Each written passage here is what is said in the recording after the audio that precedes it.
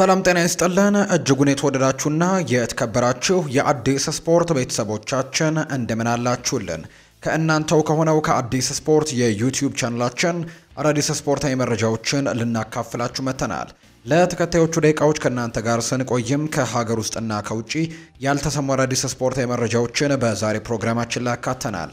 እናንተም ሀሳብ አስተያየቶቻችሁን ኮሜንት ቦክስ ላይ ያሰፈራችሁልን ከኛ ጋር እንድትቆዩ የተለመደ የአክብሮት ግብዣችን ነው። በዛሬ ፕሮግራማችን በርከት ያሉ ሀሳቦችን እናነሳለን። ዛሬ የሚደረጉ ጨዋታዎች ያሉ በተወዳጁ እንግዲህ የአውሮፓ ቻምፒየንስ ሊግ ባለፉት 2 ቀናት የተደረጉ መርሃ ግብሮች ነበሩ።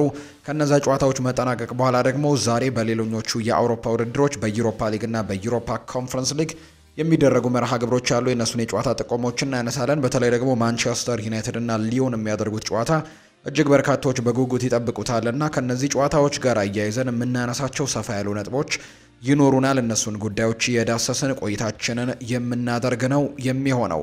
ሌላኛው የምናነሳው ጉዳይ ደግሞ የሀገር ውስጥ ጉዳይ ይሆናል። የኢትዮጵያ ፕሪሚየር ሊግ 2 ጨዋታዎች ዛሬ ይደረጋሉ። የ24ኛው ሳምንት መገባደጃ ጨዋታዎች ናቸው። እኛ ስቱዲዮ በገባንበት ሰዓት አንድ መርሃ ግብር ጀምሯል። ከሱ ጨዋታ ጋር ማያይዘን የምናነሳቸው ነጥቦች ይኖራሉ። ክለቦችን የተመለከቱ በርከት ያሉ ስፖርታዊ መረጃዎችም የምናጋራችሁ ይሆናል። ፉአድ ባሩ ፕሮግራሙን እየመራው ከእናንተ ጋር ቆይታን አደርጋለሁ። ቪዲዮአችንን ላይክ፣ ቻናላችንን ሰብስክራይብ እያደረጋችሁ ቆይታችሁን ከኛ ጋር አድርጉ። በቀጥታ ወደ ዛሬ ፕሮግራማችን ነው የምናመራው። ዛሬ የሚደረጉ ጨዋታዎችን በማስቀደምን ጀምር። በኢትዮጵያ ፕሪሚየር ሊግ ቀደም እንዳልኳችሁ ዛሬ 2 ጨዋታዎች ይደረጋሉ። አንደኛው እኛ ስቱዲዮ በገባንበት ሰዓት አርባ ምንጭ ከተማና ኢትዮጵያ ንግድ ባንክ ጨዋታቸውን እያደረጉ ይገኛሉ። ቀን 9 ሰዓት ላይ የጀመረ ጨዋታ ነው። እነዚህ ጨዋታዎች ሐዋሳ ስቴዲየም ላይ ነው እየተደረጉ የሚገኙት፣ ሐዋሳ ዩኒቨርሲቲ ስቴዲየም ላይ። ሌላኛው ምሽት 12 ሰዓት ላይ ባህር ዳር ከተማና ኢትዮጵያ ቡና የሚያደርጉት ጨዋታ የሚደረግ ይሆናል። እነዚህን ጨዋታዎች በተመለከተ በኋላ ላይ ሰፊ ነጥቦችን እናነሳለን። የዛሬ ጨዋታዎች ግን እነዚህ ናቸው። በዩሮፓ ሊግም ዛሬ ቦዶ ግሊምት ከላትሲዮ እንዲሁ ሬንጀርስ ከአትሌቲክ ቤልባኦ፣ አይንትራክ ፍራንክፈርት እና ቶትንሃም ጨዋታቸውን ያደርጋሉ። ሌላኛው ጨዋታ በፈረንሳይ የሚደረገው ነው። ኦሎምፒክ ሊዮን እና ማንቸስተር ዩናይትድ የሚያደርጉት ጨዋታ ዛሬ ይጠበቃል። የጨዋታ ምሽት 4 ሰዓት ሲል የሚደረግ መርሃ ግብር እንደሆነ ነው የወጣላቸው መርሃ ግብር የሚያሳየው። በኮንፈረንስ ሊግ ደግሞ ዛሬ ሊጋ ዋርሶ ከቼልሲ ጋር ምሽት 1 ሰዓት ከ45 ላይ ጨዋታቸውን ያደርጋሉ። የዛሬ መርሃ ግብሮች እነዚህ ናቸው። በርከት ያሉ የዩሮፓ ኮንፈረንስ ሊግ ጨዋታዎች ያሉ፣ ነገር ግን ትልቁ ጨዋታ ሊጋ ዋርሶ እና ቼልሲ የሚያደርጉት የምሽት 1 ሰዓት ከ45 ጨዋታ ነው። ሊቨርፑልን የተመለከቱ መረጃዎችን እናንሳ። አስቶን ቪላ፣ ኒውካስል ዩናይትድ እና ወልቨርሃምፕተን ወንደረርስ ሁሉም እንግዲህ ዲየጎ ዦታን ማስፈረም ይፈልጋሉ የሚሉ መረጃዎች እየወጡ ነው። ሊቨርፑል አጥቂውን ለመሸጥ እስከ 50 ሚሊዮን ፓውንድ እንደሚከፍልም ወይም ደግሞ ክፍያዎችን እንደሚፈልግ ነው እየተነገረ የሚገኘው። ከሊቨርፑል ጋር ሊለያይ የሚችልበት እድል ሰፊ ነው። ፖርቱጋላዊው አጥቂ ወደ አስተን ቪላ አሊያ ወደ ኒውካስል እና ወይ ደግሞ ወደ ቀድሞ ክለቡ ወልቨርሃምፕተን ወንደረርስ ይመለሳል ተብሎ ነው የሚጠበቀው። ሌላኛው ከሊቨርፑል ጋር የሚነሳው መረጃ የርገን ክሎፕ በክብር እንግድነት ይገኛሉ ተብሏል። የቀድሞው የሊቨርፑል አሰልጣኝ የርገን ክሎፕ በሚቀጥለው ወር በሊቨርፑል ፋውንዴሽን የገቢ ማሰባሰቢያ ዝግጅት ላይ እንደሚገኙ ይፋ ተደርጓል። አሰልጣኝ የርገን ክሎፕ በገቢ ማሰባሰቢያ ዝግጅቱ ላይ የክብር እንግዳ በመሆን ንግግር እንደሚያደርጉም በይፋ ተገልጿል። ሊቨርፑል በየዓመቱ ለክለቡ ፋውንዴሽን የእርዳታ ገቢ በማሰባሰብ ትልልቅ እንግዶችን በሚገኙበት ዓመታዊ ዝግጅትም የሚያደርግ ይሆናል። የሊቨርፑል ፋውንዴሽን የክብር አምባሳደር የሆኑት አሰልጣኝ የርገን ክሎፕ ቡድኑ እንግዲህ ከለቀቁ በኋላ ለመጀመሪያ ጊዜ ወደ ሊቨርፑል ይመለሳሉ። የሊቨርፑል ፋውንዴሽንን ስራ ምን ያክል እንደምወደው ሁሉም ሰው ያውቃል። ጥሩ ስራውን እንዲቀጥሉ ለማገዝም ጓጉቻ ያለው ሲል ነው የርገን ክሎፕ የተናገረው። የርገን ክሎፕ በተጨማሪም ሊጉን ለማሸነፍ የተቃረበው ሊቨርፑል የመጨረሻ ጨዋታውን ከክሪስታል ፓላስ ጋር ሲያደርግም በስቴዲየም እንዲገኙም ግብዣ ቀርቦላቸዋል ተብሏል። ማንቸስተር ሲቲን እንመልከት። ብሩኖ ጉማሬሽ በማንቸስተር ሲቲ የዝውውር ፍላጎት ውስጥ ያለ ተጫዋች ነው። ተጫዋቹ ፔፕ ጓርዲዮላን ያደንቀዋል ሲል የብራዚል ዘገባዎች ያሳያሉ። ከኬቨን ደብሮይና መውጣት ከተረጋገጠ በኋላ ማንቸስተር ሲቲ አሁን ላይ እየተነቃቁ ይገኛሉ ተጫዋቾችን ለማስፈረም። በክረምቱም ይህንን ተጫዋች ለማስፈረም ይሞክራሉ። ማንቸስተር ሲቲ በክረምቱ አዲስ ተከላካይ ለማምጣት እየፈለጉ ሲሆን ደስቲን ኡዶኦጊ በአማራጭ ዝርዝር ውስጥም ተካቷል። ቶተንሃሞች ደስቲን ኡዶጊን ቁልፍ ተጫዋች አድርገውም ስለሚቆጥሩት ዝውውሩ ቀላል አይሆንም። ነገር ግን ሲቲዎች እሱን ማስፈረም ግን ይፈልጋሉ ብሏል ፋብሪሲዮ ሮማኖ በዘገባው።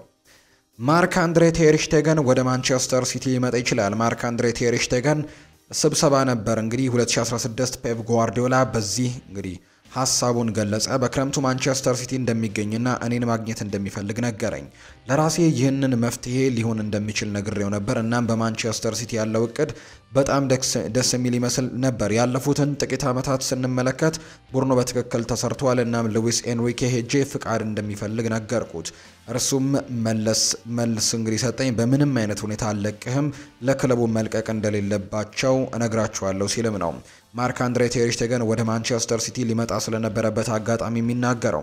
በአንድ በኩል በጣም እደነቃለሁ፣ ነገር ግን ቁጥር አንድ መሆን ፈልጌ ነበር። የቅድመ ውድድር ዘመንን እንዴት እንደሚሄድ ማየት አለብኝ አለኝ። እናም ተናድጄ ነበር። በቃ አልኩኝ፣ ወደ ቦርዱ ሄጄ ላሳውቅ ነው አልኩት። ቦርዱም አይለቁኝም አለ። ከ3 ሳምንታት በኋላ ፔፕ ጓርዲዮላ ክላውዲዮ ብራቮን ወደ ማንቸስተር ሲቲ ማዘወሩን ይታወሳል። ያኔ ማርክ አንድሬ ቴር ሽቴገን ፔፕ ጓርዲዮላ ወደ ማንቸስተር ሲቲ ሊያመጣው ፍላጎት እንደነበረው ሲገልጽለት የነበረው ኢንሲደንትን የተናገረው። ማንቸስተር ሲቲ የኤሲ ሚላኑን አማካይ ቲጃኒ ራይንደርስን ማስፈረም ከፍተኛ ፍላጎት ያለው ክለብ ነው። ማንቸስተር ሲቲ ይህንን ኔዘርላንዳዊ ቲጃኒ ራይንደርስን ዝውውርም አሁን ላይ ለማድረግ እየሰሩ እንደሆነ መረጃዎቹ አሳይተዋል። ማንቸስተር ሲቲ ዴብሮይናን ለመተካት በጋርዲዮላ ሀሳብ ማመን አለባቸው። ማንቸስተር ኢቭኒንግ ኒውስ እንደጻፉት ከሆነ ማንቸስተር ሲቲዎች የዴብሮይና ተተኪን በመፈለግ በፔፕ ጓርዲዮላ እምነት ሊኖራቸው ይገባል ብሏል። ለ10 ዓመት ክለቡን በታላቅ ገድል ያበቃው ቤልጅየማዊው ኬቨን ዴብሮይና ባለፈው ሳምንት መልቀቅ እንደሚፈልግ መናገሩ የሚታወስ ሲሆን ክለቡም የሱን ተተኪ ለመፈለግ መገደዱ ይታወሳል።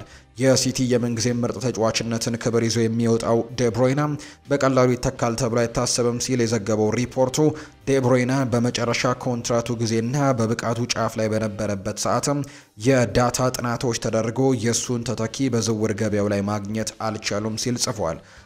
በበርካታ ደጋፊዎች የሚወደደው የ33 ዓመቱ አንጋፋ ተጫዋች በጉዳትና በእድሜ መግፋት የሚጠበቅበትን ለመስጠትም የተገደበ ሲሆን ክለቡ እሱን ይተካልኛል ያሉትን ተጫዋቾችም ካሁኑ እየዘረዘሩ እንደሆነ ዘገባው ጽፏል። የእሱን መልቀቅ በሲቲ ትልቅ ክፍተትም ይፈጥራል ያለው ሪፖርቱ ክለቡ በባየር ሌቨርኩዘን ተጫዋች ፍሎሪያን ቬርትስ ላይ ከፍተኛ ፍላጎት እንዳላቸውም እንዲሁ ዘግቧል። ሪፖርቱ አያይዞም ማንም ተጫዋች ኬቨን ደብሮይናን ሙሉ በሙሉ መተካት አይችልም። ማንቸስተር ሲቲ የትኛውም የዴብሮይና ጥራት በጣም አስፈላጊ እንደሆነ መወሰን አለባቸው ሲል ነው የገለጸው። ተተኪውን ለመፈለግ የአሰልጣኝ ፔፕ ጓርዲዮላ እይታ ቁልፍ ነው ያለው ሪፖርቱ አክሎም ፔፕ ጓርዲዮላ በአንድ ወቅት ማንቸስተር ሲቲ፣ ሌሎች ክለቦችም ሊቨርፑል፣ ቦርንመስ፣ ብራይተን እና ሌሎች የሚጫወቱበትን ሃይ ፕሬሲንግ እና ጉልበት የታከለበት ጨዋታን ከመኮረጅ ይልቅ በራሳቸው መንገድ መጫወት አለባቸው ማለቱን አስታውሷል። በዚህ መሰረት ክለቡ ተተኪን ሲፈልግ ከኳስ ቁጥጥር ምቹ የሆነ ተጫዋች መሆን ይኖርበታል ሲልም ነው ጨምሮ የተናገረው።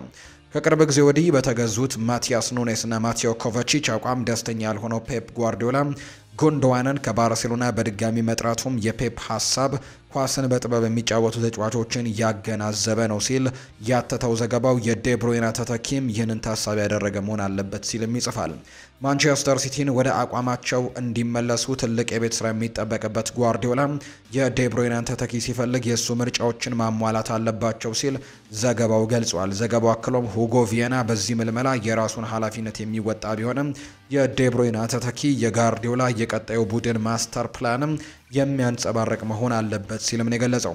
ተተኪው ተጫዋች የዴብሮይና ሁሉንም ጥራት የያዘ መሆን የለበትም ያለው ሪፖርቱ፣ ነገር ግን ይህ ተጫዋች ከጋርዲዮላ ፍልስፍና ጋር መሄድ የሚችል ክለቡን ወደ ነበረበት የሚመልስና ወጥነት ያለው ተጫዋች መሆን ግን ይጠበቅበታል ሲል ይገልጻል። ማንቸስተር ሲቲ በአሰልጣኛቸው በማመን ወደ ቀድሞ አቋሙ ለመመለስም የዴብሮይናን ተተኪ ላይ የጋርዲዮላ ተሳትፎ ትልቅ አስተዋጽኦ ያስፈልገዋል ሲል የቋጨው ሪፖርቱ የዴብሮይና ወርቃማ ዘመን አብቅቶ ሊሆን ይችላል፣ ነገር ግን ጋርዲዮላ የሲቲን መርከብ ግን ሲመራ ቀጣዩ ምዕራፍ የሚያጠነጥነው ለራዕዩ የተዘጋጀ ተተኪ ላይ ነው ሲልም ነው የተናገረው።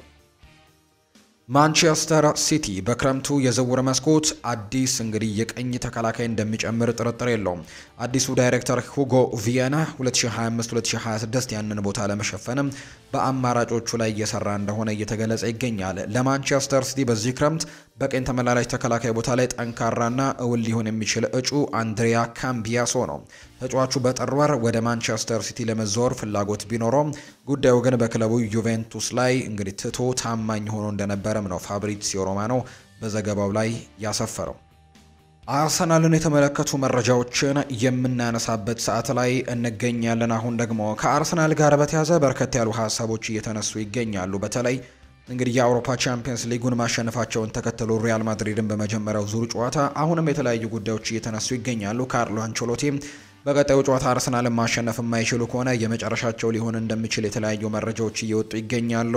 የተለያዩ አድናቆቶች እየደረሳቸው የሚገኙ የአርሰናል ተጫዋቾች ያሉ። ከነዛ መካከል ደግሞ ዴክላን ራይስ አንደኛው ነው። ዴቪድ ሞይስ የቀድሞ አሰልጣኙ ናቸው። በዌስትሃም ዩናይትድ በነበረበት ጊዜም እንግዲህ አሰልጣኝ እንደነበሩ እናስታውሳለን።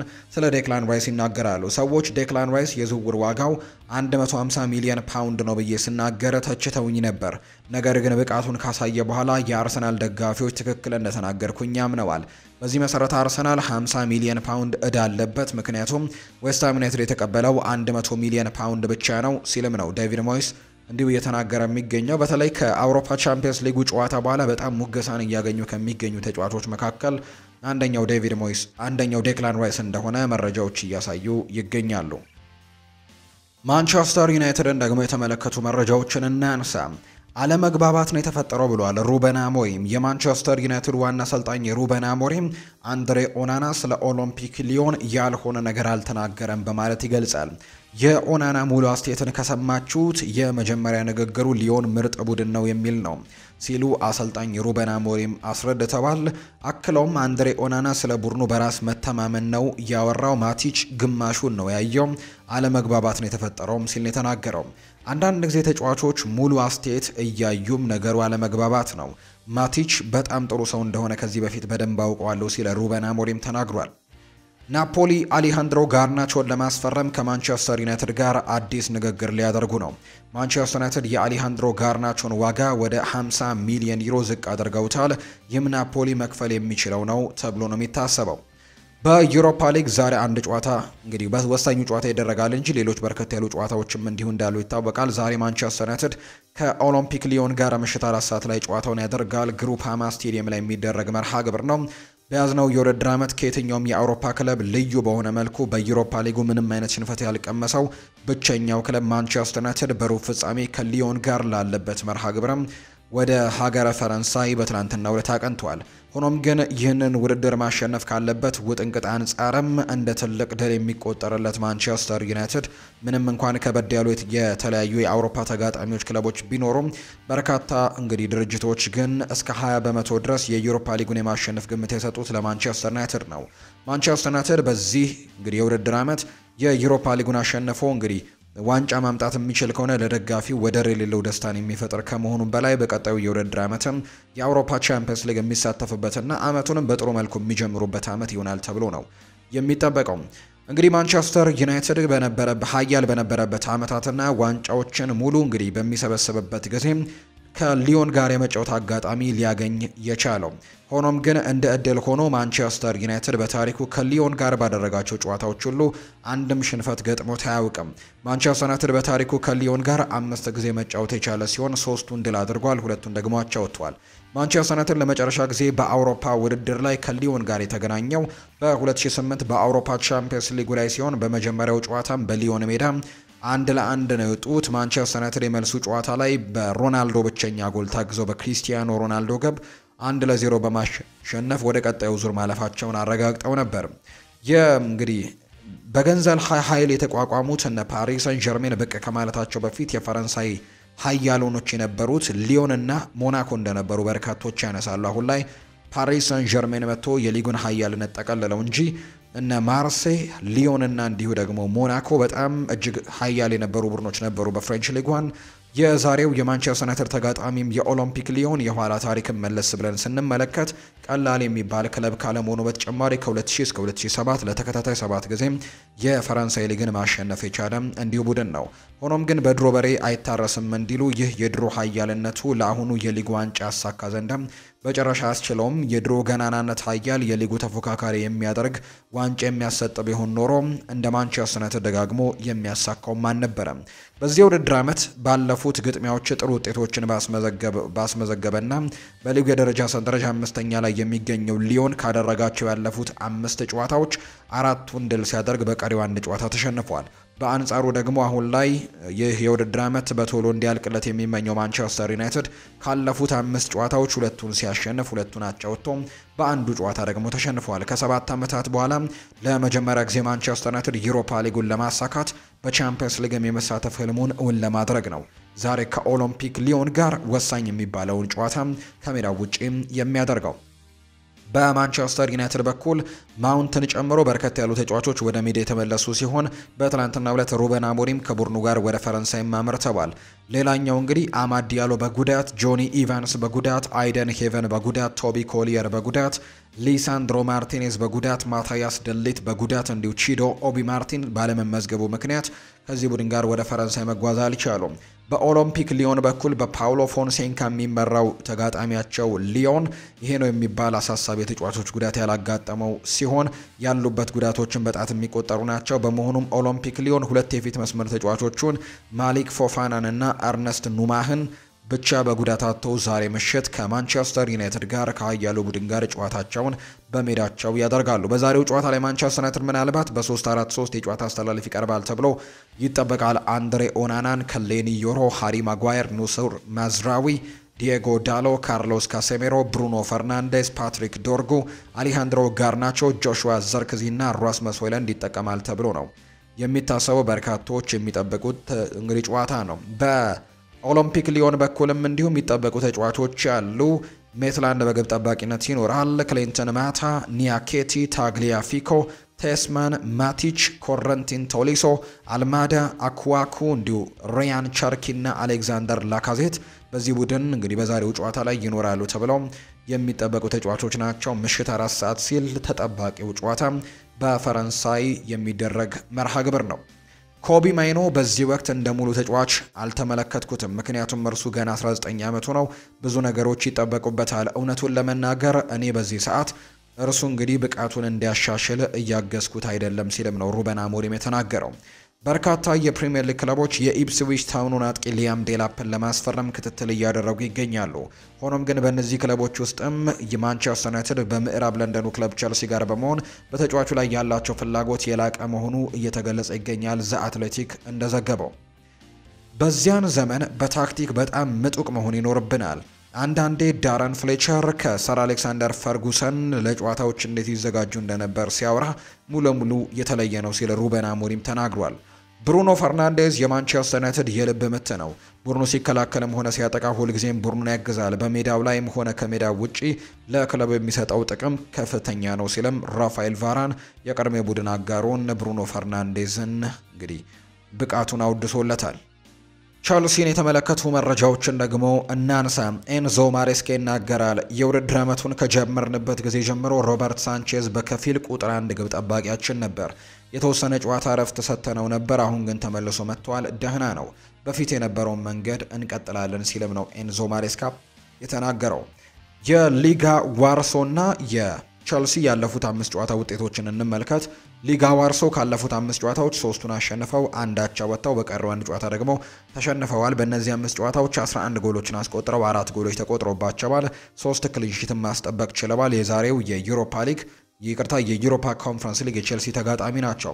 በአንጻሩ ቼልሲዎች በተመሳሳይ ካለፉት 5 ጨዋታዎች 3ቱን አሸንፈው አንድ አቻ ወጥተው አንዱን ተሸንፈዋል። በዚህ 5 ጨዋታዎች ውስጥ 3 ጎሎችን ብቻ አስቆጥረው 1 ጎል ተቆጥሮባቸዋል። 4 ክሊንሺቶችንም ማስመዝገብ ችለዋል። በዛሬው ጨዋታ ለቼልሲ ግልጋሎት የማይሰጡት ተጫዋቾች 3 ብቻ ናቸው። ማርክ ጉዩ የውድድር ዓመቱ ሳይጠናቀቅ ይመለሳል። ሮሚዮ ላቪያ ትናንትና ጠዋት ምርመራ ተደርጎለት ደህና ነው፣ እንዲሁ አገግሟል፣ በቅርቡም ይመለሳል ተብሎ ይጠበቃል። ዌስሊ ፎፋና ደግሞ ከውድድር ዓመቱ ውጭ እንደሆነ የተረጋገጠ ተጫዋች ነው። ቸልሲና ማንቸስተር ዩናይትድ ሊያም ዴላፕ ላይ ያላቸው ፍላጎት እውነተኛ ነው። ነገር ግን በፕሪሚየር ሊግ ግማሹ እንግዲህ ያክሉ ክለቦች ኢፕስዊች ታውን ወደ ሻምፒዮንሺፕ ከሞላ ጎደል ለመውረድ ያላቸው ሁኔታን ለመጠበቅ በማሰብ እየተከታተሉት ነው። ቸልሲ በጆ ሺልድስ የተፈረመውና በኤንዞ ማሬስካ የሰለጠነው ዴላፕን በመከተል ከፍተኛ ጊዜና ጥረትም አውጥተዋል። ከየትኛውም ቡድን በላይ ለስምምነትም ምናልባትም በጣም የተሻለ ቡድን ላይ ይገኛሉ ተብሎ ይታሰባል። ቼልሲ አጥቂውን ለማስፈረም ሌሎች አማራጮችም ይመለከታሉ ተብሎ እንደሚጠበቅ ነው ዘ አትሌቲክ መረጃውን ያጋራው። ሪያል ማድሪድን የተመለከቱ መረጃዎችን ደግሞ የምናጋራበት ሰዓት ነው። ቪኒ ጁኒየር፣ ኬሊያን ምባፔ እና እንዲሁ ደግሞ ጁድ ቤሊንግሃም እንዲሁ ፌዴሪኮ ቫልቬርዴም ጭምር ከአርሰናል ጋር ካደረጉት ጨዋታ በኋላ በመልበሻ ክፍል ረዘም ላለ ሰዓት ተወያይተዋል ተብሏል። ያወሩበትም ጉዳይ እንዴት ሳንቲያጎ ቤርናቢው ላይ ውጤቱን መቀልበስ እንደሚችሉ እንደሆነ ፕሌቲጎል መረጃውን አጋርቷል። ትሬንት አሌክዛንደር አርኖልድ የሪያል ማድሪድ ተጫዋች እንደሚሆን ይጠበቃል። ምንም የተለወጠ ነገር የለም ብሏል ፋብሪዚዮ ሮማኖ። ዴን ሆይሰንም ይናገራል። የኔ የቅርብ ጓደኛ ሪያል ማድሪድ እኔን ማስፈረም እንደሚፈልግ በተመለከተ የሚወራውን ዜና ልኮልኛል። እናም እሱ ሪያል ማድሪድን መቀላቀል እንዳለብኝ ምክር ሰጥቶኛል ብሏል። ከሪያል ማድሪድ ጋር ሰሞኑን ስሙ እየተያዘ ያለው ዴን ሆይሰን ሪያል ማድሪድ መግባት ይፈልግ እንደሆነ ሲጠየቅ ነው ይህንን ምላሽም የሰጠው። ሪያል ማድሪድ ትልቅ ክለብ ነው፣ ሁሉም ተጫዋች እድሉ ካለው ትልቅ ክለቦች ውስጥ መጫወት ይፈልጋል ሲልም ነው ዴን ሆይሰን የተናገረው። ካርሎ አንቸሎቲ ቀጣይ የውድድር ዓመት መቀጠልና አለመቀጠሉ የሚወሰነው በመጪዎቹ ከባድ 2 ዙር ጨዋታዎች ነው። ምናልባትም በጨዋታ ውጤት ቀለብሶ የሚወጣ ብቻ ቢሆን የመቆየት እድሉ ይለመልማል ተብሎ ይጠበቃል። ማርካ እንደዘገበው ዳኒ ሰባዮስ ሙሉ ቡድኑን ዛሬ ይቀላቀላል ተብሎ ይገመታል። ለሁለተኛው ዙር የቻምፒየንስ ሊግ ጨዋታ የመድረስ ትንሽ ተስፋ እንዳለውም ነው የተዘገበው። ጊሌም ራይ ነው ይህንን መረጃ ያጋራው። ሳዑዲ አረቢያ ቪኒ ጁኒየርን ለማስፈረም እያደረገች ያለችው ጥረት አመርቂ ውጤት እያስገኘ አይደለም። ይልቁንስ ቪኒ ጁኒየር ከሪያል ማድሪድ ጋር በተጨማሪ ኮንትራት ዙሪያ እያደረገ ያለው ድርድር በጥሩ ሁኔታ ላይ ነው። እናም አሁን ላይ በቪኒ ጁኒየር በሪያል ማድሪድ የሚያቆየውን ተጨማሪ ፊርማንም ለመፈረም እየተዘጋጀ እንደሆነ ነው ካንዴ ናሴር የተባለው የመረጃ ምንጭም እየገለጸ የሚገኘው። ሌላኛው የምናነሳው ጉዳይ ክሪስቲያኖ ሮናልዶ የፊልም ተቋም ከፍቷል። ፖርቱጋላዊ ኮከብ ክሪስቲያኖ ሮናልዶ ከብሪታንያዊው የፊልም ዳይሬክተር ከሆነው ማቴዎ ቮን ጋር በመሆን የፊልም ስቱዲዮ መክፈቱን ይፋ አድርጓል። አሁን ላይ ክሪስቲያኖ ሮናልዶ ከአጋሩ ጋር 2 የአክሽን ፊልም ሰርቶ ማጠናቀቁ ሲገለጽ ፊልሞቹ በቅርቡ ለእይታ እንደሚቀርቡም ተነግሯል። ይህ አዲስ የሥራ ዘርፍም ለእኔ አስደሳች ሕይወት ምዕራፍ ይሆናል ሲል ክሪስቲያኖ ሮናልዶ አስተያየቱን ሰጥቷል። ፊልሞችን በመስራት የሚታወቀው ማቴዎ ቮን በበኩሉ ሮናልዶ ሜዳው ላይ እኔ መጻፍ የማልችላቸውን በርካታ ታሪኮችን ጽፏል ብሏል። አክሎም አሁን ከሱ ጋር ምርጥ የፊልም ታሪኮችን ለመጻፍ ጓጉቻለሁ። ሮናልዶ እውነተኛ የህይወት ጀግና ነው ሲልም አወድሶታል።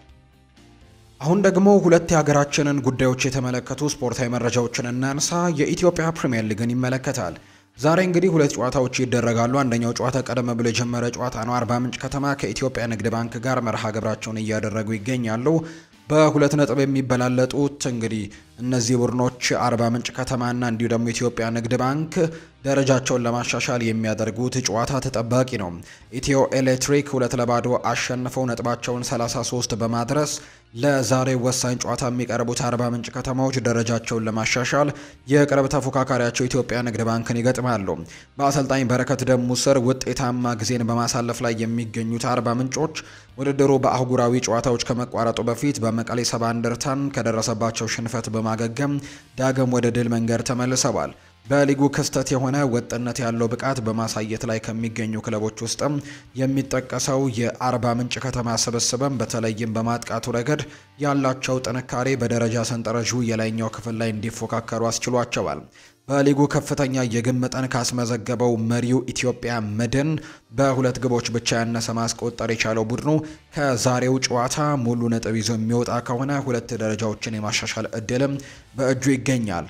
አርባ ምንጭ ከተሞች በመጀመሪያው ዙር የመጨረሻ ጨዋታ የታዩባቸውን የመከላከል ድክመቶች በሂደት መቅረፍ መቻላቸው ሌላኛው በቡድኑ የሚጠቀስ አዎንታዊ ነጥብ ነው። ቡድኑ ከ17ኛ እስከ 19ኛ ሳምንት በተከናወኑ 3 መርሃ ግብሮች 7 ግቦችን ቢያስተናግድም ከዛ በኋላ በተከናወኑ 4 ጨዋታዎች ግን 2 ግቦችን ብቻ ማስተናገዱ የመሻሻሉ አንዱ ማሳያ ነው። 31 ነጥቦችን ሰብስበው በ9ኛ ደረጃ ላይ የተቀመጡት ኢትዮጵያ ንግድ ባንኮች የጀመሩት የሽቅብ ጉዞ ለማስቀጠል በ2 ነጥቦች ልቀው ከተቀመጡት እንግዲህ አርባ ምንጮች ጋር ይጫወታሉ። ከቀዝቃዛው አጀማመር አገግመው በጥሩ ወቅታዊ ብቃት ላይ የሚገኙት እንግዲህ ኢትዮጵያ ንግድ ባንኮች አሁን ላይ ውጤት ለማምጣት ወደ ትክክለኛው ቅርጽም የመጡ ይመስላሉ። ከሊጉ መጀመር አንስቶ እንግዲህ ጨዋታን በመቆጣጠር ይሁን የኳስ ቁጥጥር ብልጫን በመውሰድ ረገድም የማይታማው የአሰልጣኝ በጸሎት ቡድን በቅርብ ሳምንታት ግን በማጥቃቱ ረገድ ግሉ መሻሻል ማሳየቱን ተከትሎ ወደ ውጤታማነት መልሶታል። ቡድኑ በመጨረሻዎቹ 4 ጨዋታዎች ማግኘት ከሚገባው 12 ነጥብ 9ን ማሳካቱ በውጤት ደረጃ መሻሻሉን ማሳያ ነው። ኢትዮጵያ ንግድ ባንክ በመጨረሻው መርሃ ግብር ከሌላ እንግዲህ ጊዜ አንጻር ሲታይ ምንም እንኳን ጨዋታውን ለመቆጣጠር በሄደበት ርቀት እምብዛም ቢሆንም ጥሩ ባልተንቀሳቀሰበት ጨዋታም ጭምር ነጥብ ይዞ መውጣት መጀመሩ የቡድኑ የአሸናፊነት መንፈስ ያለበትን ደረጃ ማሳያ ነው። በዛሬው ዕለት በ2 ነጥቦች ልቆ ከተቀመጠውና በጥሩ ብቃት ላይ ያለውን አርባ ምንጭ ከተማን በሚገጥሙበት ጨዋታ በቅርብ ሳምንታት ያሳዩትን መነቃቃት ለማስቀጠልና ድል አድርገው በሊጉ የደረጃ ሰንጠረዥም 3 ደረጃዎችን ለማሻሻል እያለው ወደ ሜዳ እንደሚገቡ ነው የሚታመነው። 33 እና 31 ነጥብ የሰበሰቡት ሁለቱ ቡድኖች ወደ ደረጃ ሰንጠረዡ ጫፍ የሚያስጠጋቸውን እድል ከዚህ ጨዋታ የሚያገኙ መሆኑ ሲታሰብ ፉክክሩ በጉጉት እንዲጠበቅ ያደርገዋል። ጨዋታውም እንግዲህ በግቦች የታጀበ የሚሆንበት እድል የሰፋ ነው። በአርባ ምንጭ ከተማ በኩል አበበ ጥላሁን አሁንም በጉዳት ምክንያት የዛሬው ጨዋታ ያመልጠዋል። እንዳልካቸው መስፈንም ባጋጠመው ጉዳት የመሰለፉ ነገር አጠራጣሪ ነው። በኢትዮጵያ ንግድ ባንክ በኩል ቢኒያም ካሳሁን ቅጣቱን ጨርሶ ሲመለስም አዲስ ግዳይ በጉዳት ምክንያት የዛሬው ጨዋታ የሚያመልጠው ይሆናል። ሌሎች የቡድኑ አባላት ለዛሬው ጨዋታ ተሟልተው ይቀርባሉ። ሁለቱ ቡድኖች በሊጉ በአጠቃላይ 13 ጊዜ ተገናኝተዋል። ኢትዮጵያ ንግድ ባንክ 4 ጊዜ ሲያሸንፍ፣ በአንጻሩ አርባ ምንጭ ከተማ በ3 ጨዋታዎች ድል ቀንቶታል። በተቀሩት 6 ጨዋታዎች ደግሞ አቻን የተለያዩት ኢትዮጵያ ንግድ ባንክ በእነዚህ የእርስ በርስ ጨዋታዎች 18 ግቦችን አስቆጥሯል። አርባ ምንጭ በአንጻሩ 15 ግቦችን ነው በእርስ በርስ ጨዋታቸው ላይ ማስቆጠር የቻሉት። ሌላኛው ምሽት 12 ሰዓት ላይ የሚደረገው መርሃ ግብር ነው። ባህር ዳር ከተማና ኢትዮጵያ ቡና የሚያደርጉት ጨዋታ ነው። ባህር ዳር ከተማዎች ከኢትዮጵያ ቡና የሚያደርጉት ተጠባቂ ጨዋታ በሳምንቱ መገባደጃ መርሃ ግብር ነው። በ34 ነጥቦች አራተኛ ደረጃ ላይ የተቀመጡት ባህር ዳር ከተማዎች በመጨረሻው ሳምንት ካስመዘገቡት ያቻ ውጤት መልስም ወደ ድል በመመለስ ደረጃቸውን ለማሻሻል ወሳኝ መርሃ ግብር ያደርጋሉ። በግቦች ታጅበው ቅዱስ ጊዮርጊስን በማሸነፍ ሁለተኛውን ዙር የጀመሩት ባህር ዳር ከተማዎች በኢትዮጵያ ቡና ከደረሰባቸው ሽንፈት በኋላ በተደረጉና ፈታኝ ቡድኖች በገጠሙባቸው 5 የጨዋታ ሳምንታት ከሽንፈት ቢርቁም በመጨረሻው ሳምንት የጠዋሏቸው 2 ነጥቦች ከመሪው የነበራቸው ልዩነትን አስፍቶታል። መሪው ኢትዮጵያ መድን ነጥብ መጣሉን እንዲሁም ደግሞ የዛሬው ጨዋታ ከቡድኑ በ2 ነጥብ ልዩነት ከተቀመጠው ኢትዮጵያ ቡና ጋር መሆኑን ተከትሎ የጨዋታው ትርጉም ከፍ ያደርገዋል። እንግዲህ በውድድር ዓመቱ የባህር ዳር ከተማ ዋነኛው ችግር ወይም ድክመት በውጤት ረገድ ያለው የወጥነት ችግር ነው። በ22 ሳምንታት የሊጉ ቆይታ እንግዲህ በአንድ አጋጣሚ ብቻ ተከታታይ ድል ያስመዘገበው ቡድኑ በዋንጫ ፉክክሩ ለመዝለቅ የተጠቀሰውን ተከታታይ ድሎችን የማስመዝገብ ድክመቱን መቅረፍ ይጠበቅበታል። ከዚህ በተጨማሪ በመጨረሻው ጨዋታ የስሁል ሽረን የመከላከል አደረጃጀት ሰብሮ እድሎችን በመፍጠር ረገድ ውስን ክፍተቶች የታየበት ቡድን በዛሬው ዕለትም በ6 ተከታታይ ሳምንታት መረቡን ያላስደፈረውን ጠንካራውን የኢትዮጵያ ቡናን መከላከል ጥመትም እንደ መቅጠሙ በማጥቃቱ ረገድ ተሻሽሎ መቅረብ ይኖርበታል ተብሎ ነው የሚታሰበው። በ36 ነጥቦች 3ኛ ደረጃ ላይ የተቀመጡት ኢትዮጵያ ቡናዎች በዋንጫው ፉክክሩ አንድ ደረጃ ከፍ ብሎ ለመጫወትም ከዛሬው ጨዋታ ሙሉ ነጥብ ማግኘት ግድ ይለዋል። በሊጉ አናት ላይ የሚገኘው ኢትዮጵያ መድን በ9 ነጥቦች ልዩነት የተቀመጠው ቡድኑ በዛሬው ዕለት ድል የሚቀናው ከሆነ የነጥብ ልዩነቱ ወደ 6 የማጥበብ እድሉ በእጁ ያገኛል። ይህንን ተከትሎ ያላቸውን ልዩነት ለማጥበብም 3 ነጥብን እያለሙ ወደ ሜዳ ይገባሉ። ባለፉት 7 ጨዋታዎችም እንዲሁ ሽንፈት ያልቀመሱት የኢትዮጵያ ቡናዎች በተለይም በመከላከሉ ረገድ ያላቸውን ጥንካሬ ቡድኑን ይበልጥ አጎልብቶታል። ባለፉት 6 ተከታታይ ጨዋታዎች መረባቸውን ባለማስደፈር መዝለቃቸውም የመከላከል ጥንካሬያቸው ማሳያ ነው። ከኢትዮጵያ መድን ቀጥለው በሊጉ ጥቂት ግቦችን በማስተናገድ በሁለተኛ ደረጃነት የተቀመጡት ኢትዮጵያ ቡናዎች በተለይም በቅርብ ሳምንታት በመከላከሉ ረገድ የሚያስደንቅ ሲራን መስራት ቢችሉም በማጥቃቱ በኩል ያላቸው ጥንካሬ ግን ደረትን የሚያስነፋ አይደለም።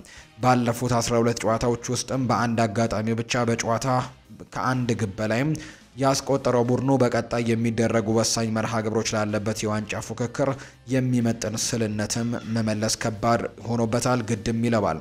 ከቀናት በፊት መሪው የጣላቸውን 2 ነጥቦች የዚህን ጨዋታ ዋጋ ይበልጥ ከፍ የሚያደርግ ሲሆን በተጨማሪም በሁለቱ ቡድኖች መሃል ያለው የነጥብ ልዩነት ጨዋታውን አጓጊ ያደርገዋል። ሁለቱም ቡድኖች ባላቸው የመከላከል ጥንካሬ አንጻር ምናልባትም ጨዋታው ላይ በግቦች የታጀበ እንዳይሆን ሊያደርገው ይችላል። የባህር ዳር ከተማ ከቅጣትም ሆነ ከጉዳትም ነፃ የሆነ ስብስባቸውን ይዘው ሲቀርቡ ለኢትዮጵያ ቡና በኩልም በተመሳሳይ ዲቫይን ዋቹኳ ቅጣቱን ጨርሶ ለዛሬው ጨዋታ ዝግጁ መሆኑን ተከትሎ ሙሉ የቡድኑን ስብስብ የጨዋታ ዝግጁ ናቸው። ናቸው። ሁለቱ ቡድኖች ከዚህ ቀደም ለ11 ጊዜያት ተገናኝተው የነበረ ሲሆን ባህር ዳር ከተማ 4 ኢትዮጵያ ቡና ደግሞ 2 ጊዜ ድል ሲያደርጉ 5ቱ ጨዋታዎች ደግሞ በአቻ ውጤት የተጠናቀቁ ናቸው። በሁለቱ ጨዋታ ግንኙነትም ባህር ዳር 19 ግቦችን አስቆጥሯል። ኢትዮጵያ ቡና በተመሳሳይ 19 ግቦችን ነው ማስቆጠር የቻለው። መረጃው የሶከር ኢትዮጵያ ነው። የተወደዳችሁና የተከበራችሁ ቤተሰቦቻችን ለዛሬ ያዝንላችሁ አዳዲስ ስፖርታዊ መረጃዎቻችን እነዚህን ይመስላሉ። ስላደመጣችሁን ስለተከታተላችሁን እጅጉን ከልብ አድርጌ አመሰግናለሁ። ፏድ ባህሩ ፕሮግራሙን ይዤ ወደ እናንተ ቀረብኩኝ። በቀጣይ ፕሮግራሞቻችን ሌሎች ርዕሰ ጉዳዮችን ይዘን ዳግም የምንገናኝ ይሆናል። በቀጣይ ፕሮግራሞቻችን ዳግም እንገናኛለን። መልካም ጊዜ እንዲሆንላችሁ ግን በአክብሮት ነው የምመኘው።